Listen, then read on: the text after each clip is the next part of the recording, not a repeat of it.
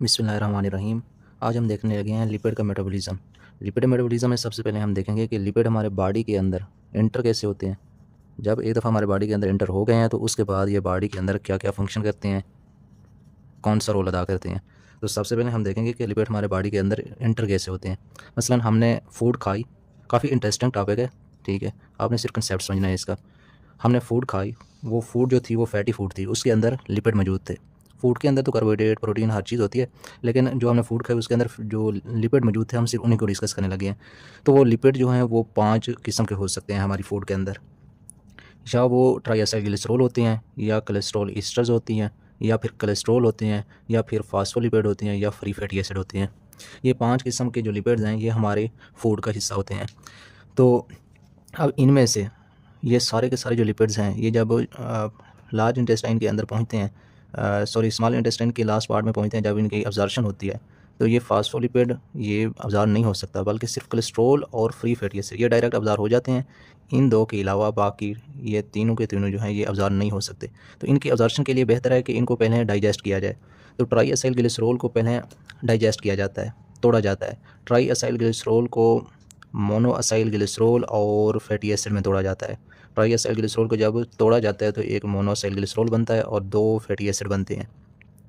इसी तरह cholesterol Easter को भी तोड़ा जाता है, डाइजेस्ट किया जाता है, तो इसको तोड़ा जाता है कोलेस्ट्रॉल में और फैटी एसिड में। जो कोलेस्ट्रॉल है ये डायरेक्ट अब्जॉर्ब हो जाता है, इसको तोड़ने की ज़रूरत नहीं है। फास्फोलिपिड को भी तोड़ा जाता है, डाइजेस्ट किया जाता है। फास्फोलिपिड को तोड़ा जाता है लाइसोफास्फोलिपिड में और उसके साथ fatty acid, free fatty acid में। जो फ्री फैटी एसिड है इनको तोड़ने की ज़रूरत नहीं है, ये डायरेक्ट अब्जॉर्ब हो सकते हैं। तो सबसे पहले जो हमने फूड खाई उसको डाइजेस्ट करना है स्मॉल इंटेस्टाइन के अंदर। उसके बाद जब ये स्मॉल कंपोनेंट में टूट जाए तो ये सारे के सारे जो कंपोनेंट है ये अब हमारे बॉडी के अंदर अब्जॉर्ब हो सकते हैं। तो जब डाइजेशन प्रोडक्ट की बात करें तो मेन जो हमारे पास जो प्रोडक्ट हैं जिन्होंने अब्जॉर्ब होना होता है तो वो कौन कौन से हैं। तो वो मोनो असाइल ग्लिसरॉल है, फ्री फैटी एसिड है और कोलेस्ट्रॉल है, और बाद दफ़ा लाइसोफॉस्फोलिपिड भी आ जाता है इसमें, ठीक है। मेन यही 3 है। जब ये ड्यूडेनम के अंदर डाइजेस्ट हो के ये तीनों के तीनों ज्यूजेनम के पास आते हैं, ज्यूजेनम का काम है इनकी अब्जॉर्प्शन कराना। तो ज्यूजेनम के अंदर जब ये आ जाते हैं तो ये डायरेक्ट अब्जॉर्ब नहीं हो सकते। आपको पता है कि जो लिपिड्स होते हैं वो वाटर के अंदर इनसॉल्युबल होते हैं और हाइड्रोफोबिक होते हैं, और हाइड्रोफोबिक जो जितनी भी चीज़ें हैं, ठीक है, वो वाटर के अंदर सॉल्युबल नहीं होती। जब ये ज्यूजेनम के अंदर आ जाते हैं तो यहाँ जो है ये एक ख़ास तरतीब के साथ मेजल्स बनाते हैं। कैसे? यानी इस साइड से जो है ये मोनो असाइल ग्लिसरॉल जुड़ गया, यहाँ से फ्री फैटी एसिड जुड़ गया, यहाँ से कोलेस्ट्रॉल, यहाँ से फ्री फैटी एसिड, फिर मोनो असाइल ग्लिसरॉल, इस तरह ना ये जुड़ के ना एक दायरा बना लेते हैं। और दायरा इस तरह बनाते हैं कि जो इनका हाइड्रोफोबिक पोर्शन है वो अंदर की तरफ आ जाता है और हाइड्रोफिलिक पोर्शन जो है वो बाहर की तरफ आ जाता है। तो इसका फ़ायदा क्या होता है, ये मीज़ल जो है ये एम्फीपैथिक बन जाता है, यानी इसकी हाइड्रोफिलिक नेचर भी होती है हाइड्रोफोबिक की, लेकिन हाइड्रोफोबिक जो है वो अंदर की तरफ आ जाते हैं, हाइड्रोफिलिक बाहर की तरफ। तो इसका फ़ायदा ये होता है कि ये हाइड्रोफिलिक जब बाहर की तरफ आते हैं तो ये सॉल्युबल हो जाते हैं वाटर के अंदर। अब ये जो है ईज़िली एंटीरोसाइट के अंदर अब्जॉर्ब हो सकते हैं। एंटीरोसाइट क्या है? ये हमारे डाइजेस्टिव सिस्टम के इंटरनल लेयर की सेल है एंटीरोसाइट। स्मॉल इंटेस्टाइन के सेल को हम एंटीरोसाइट बोलते हैं, ठीक है। तो इन्होंने एंटीरोसाइट में अब्जॉर्ब हो जाना है। जो ये एंटीरोसाइट के अंदर अब्जॉर्ब होते हैं, ठीक है, तो वहाँ ये दोबारा काइलोमाइक्रॉन्स बना देते हैं, और ये काइलोमाइक्रॉन्स जब बन जाते हैं, पहले क्या बने हैं, ये मीज़ल बने हैं, ठीक है। मीज़ल जब एंटीरोसाइट के अंदर गए हैं तो क्या बन गया है, काइलोमाइक्रॉन बन गया है। अब काइलोमाइक्रॉन जो हैं ये दोबारा ब्लड के अंदर अब्जॉर्ब नहीं होते, बल्कि ये जाते हैं लिम्फ वेसल्स के अंदर। अच्छा, लिम्फ वेसल के अंदर जब जाते हैं तो जो लिम्फ वेसल्स हैं डाइजेस्टिव सिस्टम के उनको हम लेक्टियल्स का नाम देते हैं, और ये लेक्टियल्स जो हैं ये सब मिल के लिम्फेटिक डक्ट बनाती हैं, और लिम्फेटिक डक्ट जो है वो सब क्लेवियन वेन के अंदर जा गिरती है, और सब क्लेवियन वेन से ये होते हुए ब्लड के अंदर शामिल हो जाते हैं।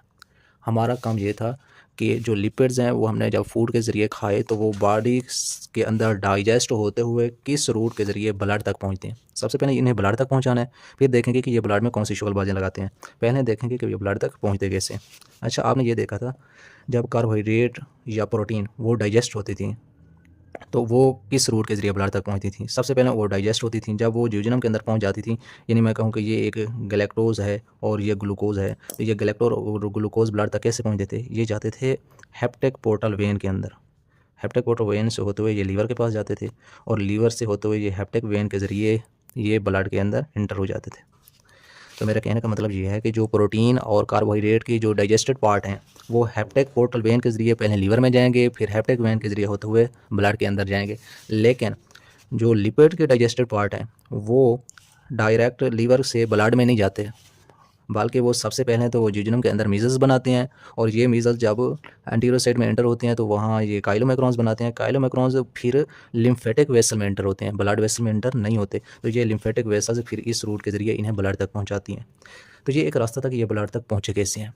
लेकिन अभी तक मैंने आपको ये नहीं बताया कि इन्होंने डाइजेशन कैसे किया है। आखिर ट्राइएसाइल ग्लिसरॉल जो टूटा है मोनोसाइल ग्लिसरॉल और 2 फैटी एसिड में, यहाँ कोई ना कोई एंजाइम तो इस्तेमाल हुआ होगा, और ये भी नहीं पता कि वो एंजाइम कहाँ से रिलीज़ हुआ है, उसका क्या फंक्शन है। तो वो अब हम देखते हैं। तो ये आपके सामने ट्राइएसाइल ग्लिसरॉल, जिसको हम TAG बोलते हैं, ठीक है।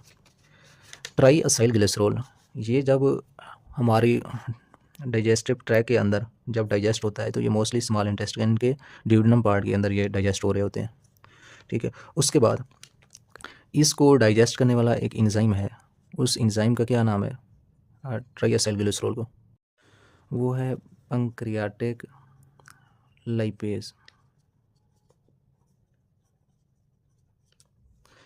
पैंक्रियाटिक इसलिए बोलते हैं कि वो पैंक्रियास से रिलीज़ होता है। लाइपेज इसलिए बोलते हैं कि वो लिपिड की ब्रेक डाउन कर रहा है।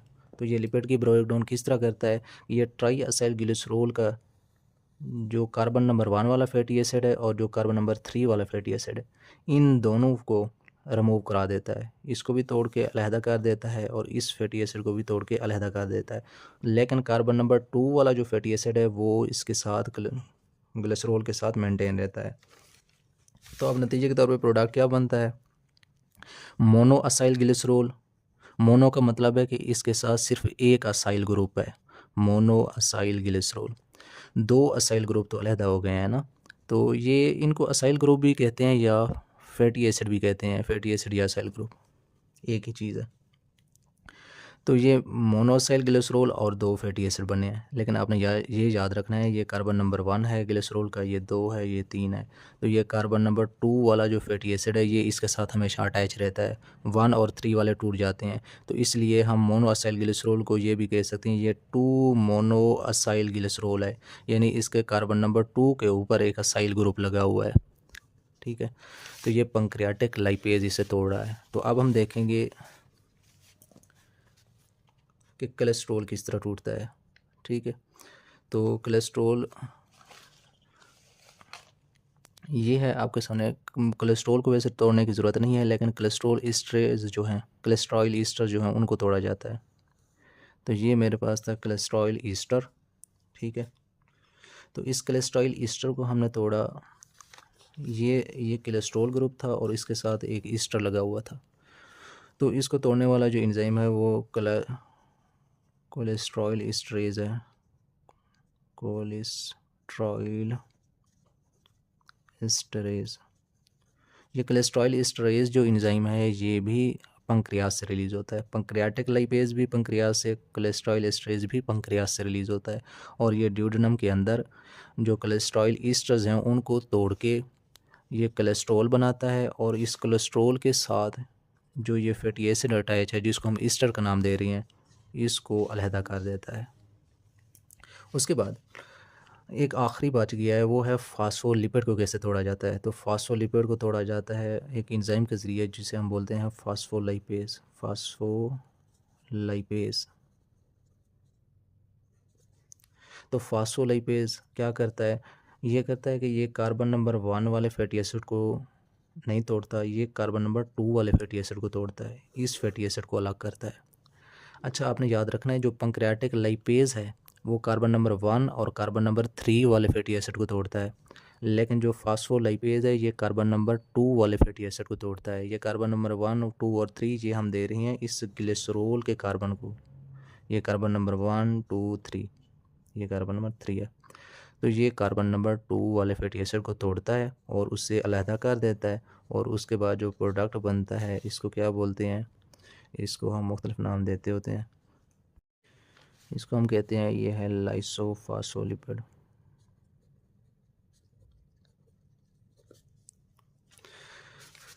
तो हमने ट्राइएसाइल ग्लिसरॉल को तोड़ा किस में, मोनोअसाइल ग्लिसरॉल में और 2 फैटी एसिड में। उसके बाद हमने कोलेस्ट्रॉल ईस्टर को तोड़ा कोलेस्ट्रॉल में और फैटी एसिड में। उसके बाद हमने फास्फोलिपिड को तोड़ा लाइसोफास्फोलिपिड में और फैटी एसिड में। ठीक है, यही चीज़ मैंने पहले ही आपको बता दी थी सारी की सारी कि हम किस तरह तोड़ते हैं। जब ये टूट के ये बांध जाते हैं बेसिक यूनिट, उसके बाद इसकी अब्जॉर्प्शन होती है। अब्जॉर्प्शन कहाँ होती है, मैंने आपको बताया था मीज़ल्स बनते हैं और मीज़ल जो है एंटीरोसाइट के अंदर अब्जॉर्ब होते हैं। तो ये मैंने आपके सामने एक एंटीरोसाइट बनाया हुआ है। तो ये सारे ये नहीं monoacyl glycerol, free fatty acid, cholesterol हो गया और लाइसोफॉस्फेलिपिड, ये जब मीज़ल्स बना के ये एंटीरोसाइट, ये सारा एंटीरोसाइट मैंने शो किया हुआ है, इसके अंदर इंटर होते हैं। तो ये दोबारा मोनोसाइल ग्लिसरॉल और 2 फैटी एसिड ये दोबारा आपस में मिलके ट्राइएसाइल ग्लिसरॉल बना देते हैं। और कोलेस्ट्रॉल फिर दोबारा फैटी एसिड के साथ मिलकर कोलेस्ट्रॉल ईस्टर बना देता है। लाइसोफॉस्फोलिपिड दोबारा फैटी एसिड के साथ मिलके फास्फोलिपिड बना देते हैं। यानी पहले ये ड्यूडेनम के ल्यूमन के अंदर टूटे हैं एंजाइम के ज़रिए, जब ये एंटीरोसाइट के अंदर आए हैं तो ये दोबारा जुड़ के इन्होंने दोबारा वही प्रोडक्ट बना दिए हैं पहले वाले। पहले ये टूट के छोटे टुकड़े में तकसीम होते हैं, फिर ये छोटे टुकड़े दोबारा मिलके वही प्रोडक्ट बना देते हैं पहले वाला। तो सिर्फ ये पहले टूटे इसलिए ताकि हम अब्ज़ार हो सकें। अब्ज़ार जब हो गए एंटीरोसाइट के अंदर, अब दोबारा मिलके इन्होंने ओरिजिनल पहले वाले कंपाउंड बना दिए। लेकिन ये ट्राइएसाइल ग्लिसरॉल, कोलेस्ट्रॉल ईस्टर्स और फास्फोलिपिड ये डायरेक्ट ये लिम्फ वेसल्स के अंदर नहीं जा सकते, बल्कि ये अपने आप को एक ख़ास तरतीब में जोड़ते हैं। जिस तरह ड्यूडेनम के ल्यूमन के अंदर ये मोनोसाइल ग्लिसरॉल, फ्री फैटी एसिड और कोलेस्ट्रॉल ने मिल के मीज़ल बनाए थे, बिल्कुल इसी तरह ये ट्राइएसाइल ग्लिसरॉल, कोलेस्ट्रॉल ईस्टर्स और फास्फोलिपिड ये मिल के काइलोमाइक्रोन्स बनाते हैं। लेकिन अब आपने देखना है कि काइलोमाइक्रोन्स क्या है। मसला मैं आपको दिखाता हूँ कि ये सबसे पहले दरमियान में ये मैं शो कर रहा हूँ कि ये मेरे पास है। सबसे अंदर ये होगा कोलेस्ट्रॉल और cholesterol esters, cholesterol and cholesterol Easter, trial esters. उसके बाद सबसे सेंटर में ये आ जाता है। उसके बाद इसके ऊपर जो है वो ओवरलैप करने लग जाता है ट्राइएसाइल ग्लिसरॉल। ये ऊपर ट्राइएसाइल ग्लिसरॉल जो है ओवरलैप कर गया है। ठीक है, इसको नाम देते हैं ट्राइएसाइल ग्लिसरॉल। इस ट्राइएसाइल ग्लिसरॉल के ऊपर मज़ीद ओवरलैप करता है फास्फोलिपिड। ये हो गया फास्फोलिपिड। इस फास्फोलिपिड के ऊपर थोड़ी थोड़ी प्रोटीन लग जाती हैं ख़ास किस्म की। वो प्रोटीन इसी एंटीरोसाइट के अंदर ऑलरेडी मौजूद होती हैं। तो ये प्रोटीन के पार्ट, फास्फोलिपिड और कोलेस्ट्रॉल और कोलेस्ट्रॉल ईस्टर और ट्राइएसाइल ग्लिसरॉल, इन सारों के कम्बिनेशन को हम काइलोमाइक्रोन्स बोलते हैं। ठीक है, ये काइलोमाइक्रोन्स की डायग्राम मैंने आपको शायद पहले भी दिखाई थी, दोबारा भी दिखा देता हूँ। ये है काइलोमाइक्रोन्स। ठीक है, ये भी सारे के सारे जो हैं ये काइलोमाइक्रोन्स से मिलते जुलते हैं। ये सबसे सेंटर के अंदर ये आपको कोर जो नज़र आ रही है, ये कोर बनी हुई है कोलेस्ट्रॉल्स और कोलेस्ट्रॉल ईस्टर से। कोलेस्ट्रॉल और कोलेस्ट्रॉल ईस्टर मिलकर ये दरमियान वाला सेंटर बनाते हैं। ठीक हो गया। उसके बाद इस कोर के बाहर इर्द गिर्द ये आपके सामने जो वाइट कलर है ये है ट्राइएसाइल ग्लिसरॉल। ट्राइएसाइल ग्लिसरॉल के बाहर ये जो शेल बना हुआ है इसको बनाता है फास्फोलिपिड। इस फास्फोलिपिड के बाहर सबसे बाहर जो आती है वो प्रोटीन की कोटिंग आ जाती है। ठीक है, तो इसको हम बोलते हैं काइलोमाइक्रोन्स। तो ये अपने आप को काइलोमाइक्रोन्स में कवर क्यों करता है, इसकी वजह ये है कि जो कोलेस्ट्रॉल्स और कोलेस्ट्रॉल ईस्टर्स हैं ये ज़्यादा हाइड्रोफोबिक हैं, मोर हाइड्रोफोबिक हैं, इसलिए ये सेंटर में आ जाते हैं। और ये बाकी ट्राइएसाइल ग्लिसरॉल, फास्फोलिपिड और प्रोटीन ये इतने हाइड्रोफोबिक इनकी निस्बत इतने हाइड्रोफोबिक नहीं है, हाइड्रोफिलिक हैं, इसलिए ये बाहर अपने आप को लपेट लेते हैं और इस तरह कंपाउंड बनता है जिसको हम काइलोमाइक्रोन्स का नाम देते हैं। तो ये थी काइलोमाइक्रोन्स की फॉर्मेशन। अब यही काइलोमाइक्रोन्स कहाँ जाएगा, यही काइलोमाइक्रोन्स जाएगा अपना लैक्टियल्स के अंदर, लिम्फ वेसल्स के अंदर, उससे होता हुआ ये लिम्फेटिक थ्रोसिस डक्ट से होता हुआ सब क्लेवन वेन और ब्लड के अंदर पहुंच जाएगा। तो अब तक हमने जो स्टडी किया है वो ये स्टडी किया है कि हमने फूड खाई, फूड जो है वो इन पार्टिकल के पे मुश्तमिल थी। फूड के अंदर ट्राइएसिल ग्लिसरॉल था, कोलेस्ट्रॉल ईस्टर्स था, कोलेस्ट्रॉल, फॉस्फोलिपिड और फ्री फैटी एसिड थे। और इन सब को हमने डाइजेस्ट किया। डाइजेस्ट करने के बाद ये आ गए एंटीरोसाइट के अंदर, और एंटीरोसाइट के अंदर इन्होंने पहुंच के काइलोमैक्रोन्स बना दिए, और काइलोमैक्रोन्स ने लैक्टियल के अंदर मूव किया। लैक्टियल से ये थ्रेसिस डक्ट से होते हुए ये सब क्लेवियन वेन में, और सब क्लेवियन वेन से होते हुए ये ब्लड के अंदर एंटर हो गए। तो ये था काइलोमैक्रोन्स की ब्लड के अंदर एंट्री, कि ब्लड के अंदर काइलोमैक्रोन इंटर कैसे होते हैं। उसके बाद ये सवाल होता है कि जब हम LFT देखते हैं, ये अब आप हॉस्पिटल में जाके देखें किसी पेशेंट की LFT एक टेस्ट होता है, लीवर फंक्शन टेस्ट, ठीक है। तो उस LFT के अंदर ये 5 चीज़ें दिखाई होती हैं ज़्यादातर, VLDL, HDL, LDL, free fatty acid and chylomicrons. तो हमने देख लिया कि ब्लड के अंदर ये 5 चीज़ें होती हैं लिपिड के रिलेटेड। तो मोस्टली तकरीबन 90% जो है वो फैटी एसिड होते हैं, 90%। बाकी जो है वो VLDL, HDL, LDL और काइलोमैक्रोन्स होते हैं। लेकिन हमने ये देखना है कि ये बाकी चीज़ें कैसे आई। जो फ्री फैटी एसिड हैं, जब ये काइलोमैक्रोन्स मूव कर रहे थे, इनके साथ फ्री फैटी एसिड भी कुछ ना कुछ मूव करते हैं, ठीक है। लेकिन हमारा बॉडी जो है कुछ खुद भी ये लिपिड्स बनाता है, काइलोमैक्रोन्स या फ्री फैटी एसिड बना सकता है। वो हमारा बॉडी किस तरह बनाता है, तो वो अब हम देखेंगे कि हमारे बॉडी लिपिड किस तरह बनाता है, ठीक है। सबसे पहले हमें ये पता है कि हमारे जो ब्लड के अंदर जो लिपिड्स की फॉर्म है, या तो फ्री फैटी एसिड होते हैं हमारे ब्लड के अंदर, या काइलोमैक्रोन्स होते हैं, या VLDL, LDL और HDL होते हैं। उसके बाद हमने ये भी देख लिया कि जो काइलोमैक्रोन्स हैं ये फूड से आते हैं। उसके बाद हमने देखा कि काइलोमैक्रोन्स की डायग्राम क्या थी। काइलोमैक्रोन्स की जो सेंट्रल था, सेंटर जिसे हमने कोर का नाम दिया, वो बना हुआ था कोलेस्ट्रॉल और कोलेस्ट्रॉल ईस्टर से। उसके बाद जो ये मैंने ग्रीन कलर शो किया हुआ है, ये ग्रीन कलर है ट्राइएसाइल ग्लिसरॉल को। उसके बाद ट्राइएसाइल ग्लिसरॉल की बाहर आती है फॉस्फोलिपिड की कोटिंग, और सबसे बाहर था प्रोटीन, और इस सारे कम्बिनेशन को हम काइलोमैक्रोन्स देते हैं नाम। लेकिन VLDL, LDL और HDL वो भी इसी काइलोमैक्रोन्स जैसे ही होते हैं, ठीक है। ये LDL, VLDL ये भी मैं आपको थोड़ा बता दूं कि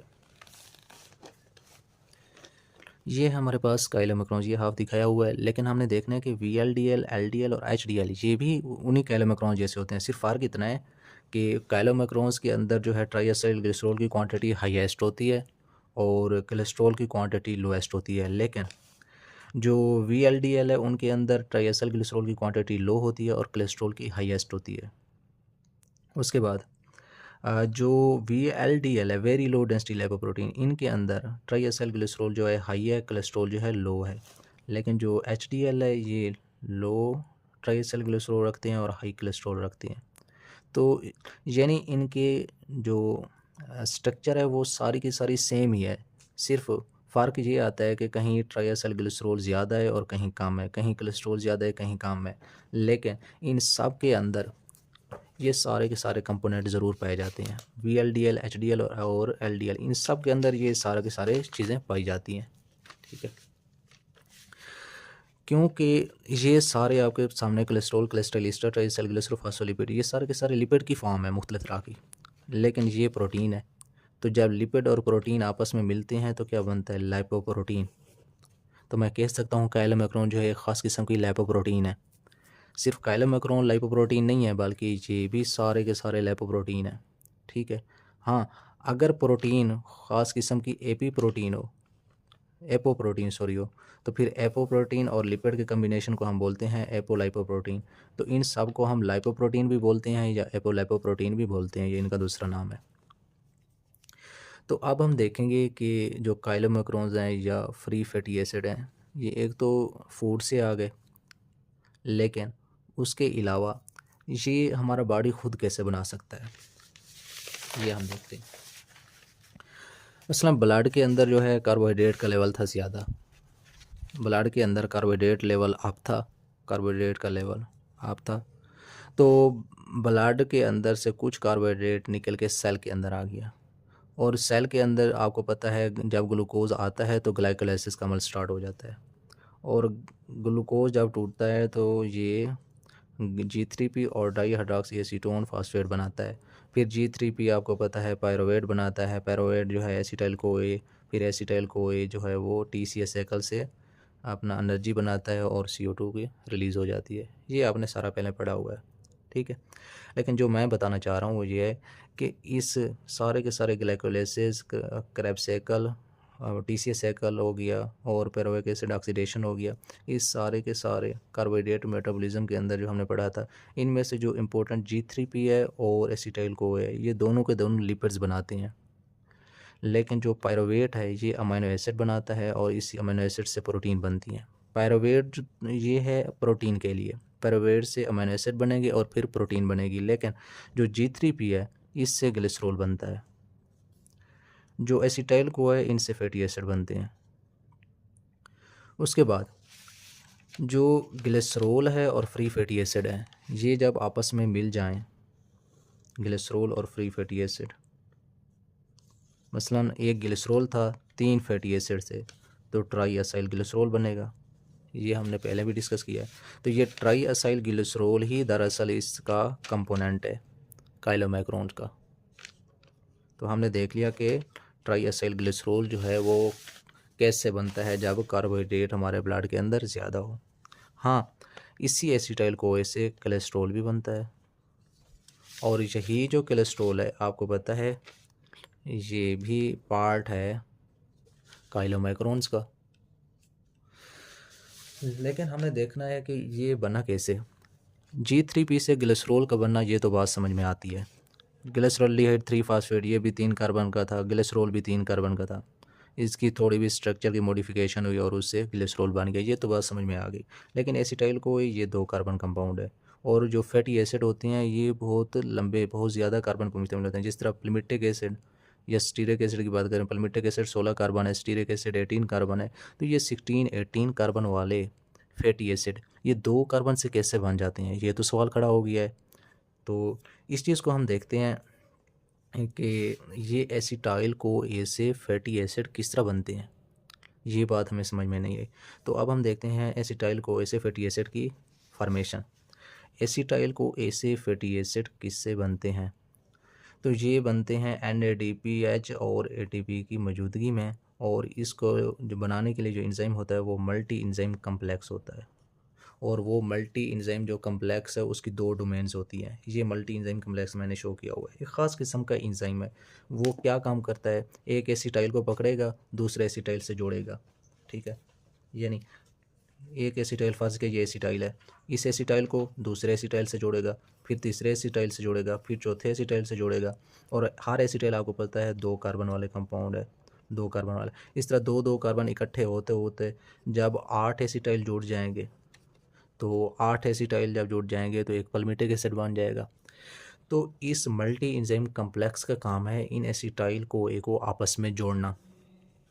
तो हम देखते हैं कि ये एंजाइम क्या है और कैसे काम करता है। तो इसकी 2 डोमेन्स होती हैं, मैंने कहा है, एक ऊपर वाली स्ट्रक्चर और एक नीचे वाले। ये 2 कॉर्नर होते हैं। जो ऊपर वाला इसको सिस्टीन रेजिड्यू बोलते हैं, जो नीचे वाला इसको असाइल कैरियर डोमेन बोलते हैं, ठीक है। तो दरअसल इस एसाइल कैरियर डोमेन जो नीचे वाला पोर्शन है, इसी ने एसिटाइल CoA को पकड़ना है और जोड़ना है। ये एक एसिटाइल CoA को पकड़ेगा, उसको दूसरे से जोड़ेगा, और जब जुड़ जाएंगे उसको ऊपर भेज देगा, फिर किसी और को पकड़ेगा, फिर इसे कहेगा कि आप नीचे आ जाओ, आपको भी मैं साथ जोड़ता हूँ, फिर साथ जोड़ के फिर दोबारा ऊपर भेज देगा। तो दरअसल इसी एसाइल कैरियर डोमेन का काम है एसिटाइल CoA को पकड़ पकड़ के आपस में जोड़ना। लेकिन मसला एक और है कि ये सबसे पहले तो एसिटाइल CoA को पकड़ता है। जब एक एसिटाइल CoA को अपने साथ जोड़ लेता है तो उसके बाद ये एसिटाइल CoA को डायरेक्ट नहीं पकड़ता, बल्कि ये उसके बाद ये मेलानाइल CoA को पकड़ता है। तो अब हमें पता होना चाहिए कि मेलानाइल CoA क्या है। दरअसल एसिटाइल CoA की मॉडिफाइड फॉर्म है, वो हम देखते हैं किस तरह कि एसिटाइल CoA जो है ये मेलानाइल CoA बनाता है। लेकिन बनाता कैसे, ये आपने देखना है। ये है एसिटाइल CoA। एसिटाइल CoA के साथ HCO3 बाइकार्बोनेट जो हैं ये रिएक्शन करते हैं, और उसके नतीजे में जो कंपाउंड बनता है वो ये बनता है। और इस कंपाउंड को हम बोलते हैं मेलानाइल CoA। मेलानाइल CoA ये कैसे बना है? आपने देखना ये एसिटाइल CoA था, तो ये एसिटाइल CoA आ गया है, सारा का सारा वही एसिटाइल CoA है, लेकिन फ़र्क क्या है, ये जो HCO3 था, ठीक है, इसके जो CO2 है, HCO3 का जो CO2 है वो इधर आ गया, आके अटैच हो गया, और ये 3 कार्बन वाला कंपाउंड बन गया, इसको हम बोलते हैं मेलानाइल CoA। ठीक है, ये बायोटिन विटामिन B7 जिसको बोलते हैं, इसकी मौजूदगी में होता है, और जो एंजाइम है उसको बोलते हैं एसिटाइल CoA कार्बोक्सिलेज। क्योंकि ये CO2 की एडिशन करा रहा है, तो इसलिए इस एंजाइम का नाम क्या है, कार्बोक्सिलेज है। तो ये एसिटाइल CoA से मेलानाइल CoA इस तरह बनता है। जब मेलानाइल CoA बन जाता है तो उसके बाद ये मल्टी एंजाइम कम्प्लेक्स का क्या काम है कि एक पहले एसिटाइल CoA को पकड़ेगा, उसके बाद मेलानाइल CoA को पकड़ता और इस तरह तरतीब देता जाएगा, और एक लॉन्ग चेन फैटी एसिड बन जाएगा, और ये लॉन्ग चेन फैटी एसिड फिर ट्राइएसाइल ग्लिसरॉल बना के ये free fatty acid chylomicron VLDL LDL ये सारा कुछ बना देगा। तो ये इस तरह ब्लड के अंदर से ग्लूकोज पकड़ के फ्री फैटी एसिड बन रहे होते हैं। लेकिन अभी भी हमारा सवाल बाकी है कि एसिटाइल CoA से फैटी एसिड कैसे बनते हैं। तो